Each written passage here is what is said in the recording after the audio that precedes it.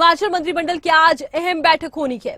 जी हां, दोपहर 12 बजे सीएम सुक्खू की अध्यक्षता में ये मीटिंग होगी और बड़ी बात यह है कि कई विभागों में नई भर्तियों समेत कई अहम फैसलों पर मुहर लग सकती है, चर्चा हो सकती है और संजौली मस्जिद विवाद से उपजी स्थिति पर भी चर्चा संभव है। तो हिमाचल मंत्रिमंडल की महत्वपूर्ण बैठक सीएम सुक्खू की अध्यक्षता में ये मीटिंग होगी। कई महत्वपूर्ण विषयों को लेकर चर्चा होगी। नई भर्तियों पर तो चर्चा होगी ही, साथ ही संजौली मस्जिद विवाद से जो स्थिति उत्पन्न हुई है इसको लेकर भी चर्चा संभव है।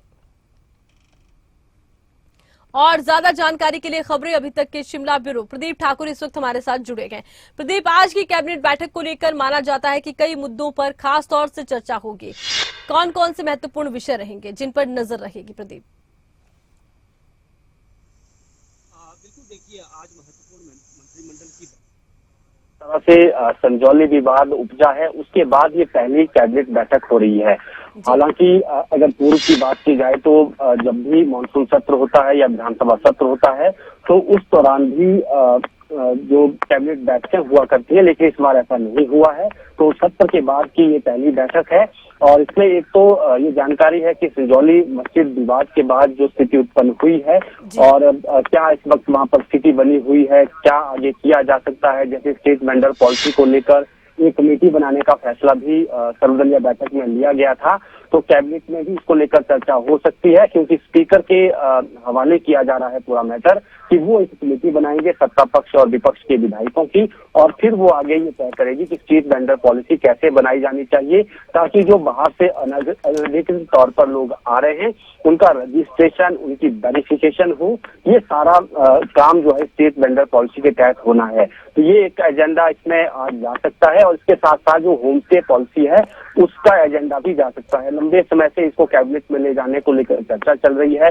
पूर्व में कैबिनेट सब कमेटी की बैठकों में भी इसको लेकर फैसला हुआ है। तो अब इस पूरी पॉलिसी को जो कैबिनेट से अप्रूवल दिलाने की कोशिश की जा रही है और उसमें भी व्यवस्था यही रहेगी कि जो भी पर्यटक आते हैं, लोग आते हैं, उनकी एक तो प्रॉपर रजिस्ट्रेशन होगी और टैक्स भी उनको अब देना होगा। इस तरह की व्यवस्था इसमें की जा रही है जी।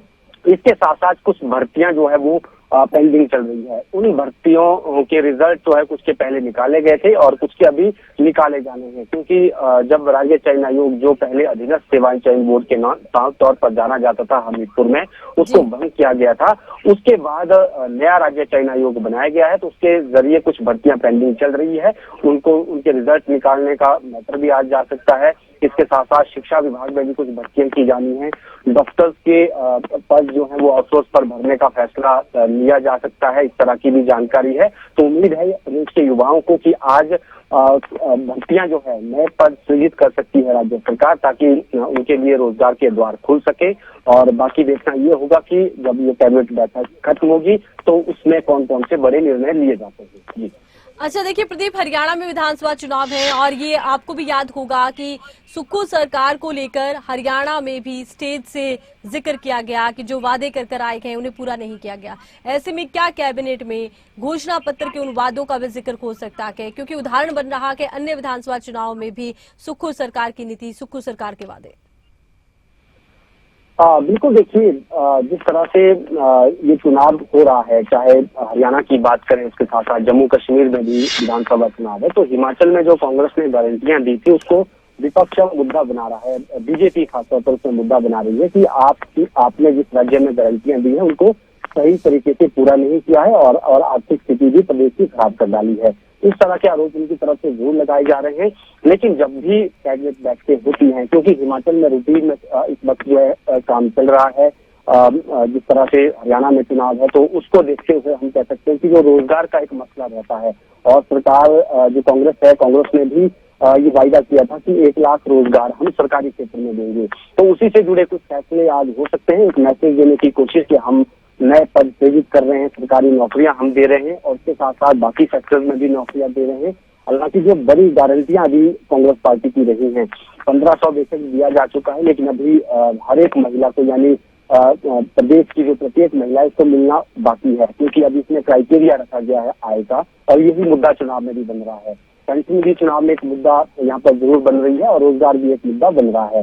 और उसके साथ साथ जो 300 यूनिट फ्री बिजली देने का वायदा था वो भी इस वक्त हम देख रहे हैं कि जिन राज्यों में, 2 राज्यों में चुनाव हो रहे हैं विधानसभा के, वो भी मुद्दा बना हुआ है, क्योंकि 125 यूनिट जो पहले से मिल गई थी उसको खत्म करके केवल जो गरीब लोग हैं उनके लिए उस योजना को रखा गया है। तो ये जरूर एक मुद्दे बन रहे हैं, क्योंकि अभी गारंटियां बहुत सारी बाकी हैं। 10 तो प्रमुख गारंटियां थी और उसके अलावा भी गारंटियां हैं, और उस पर अभी सरकार के पास समय है उन पर काम करने के लिए। हाँ, लेकिन इतना जरूर है कि जहाँ पर चुनाव होते हैं तो जो दल होते हैं वो विरोधी दल को जरूर किसी न किसी बहाने निशाना साधने की कोशिश करते हैं। चलिए, बहुत शुक्रिया, तमाम जानकारी आपने दर्शकों तक पहुंचाई है। तो आज सुक्खू कैबिनेट को कौन कौन से विषयों पर चर्चा करते देखा जाता है, ये देखना बहुत महत्वपूर्ण रखेगा।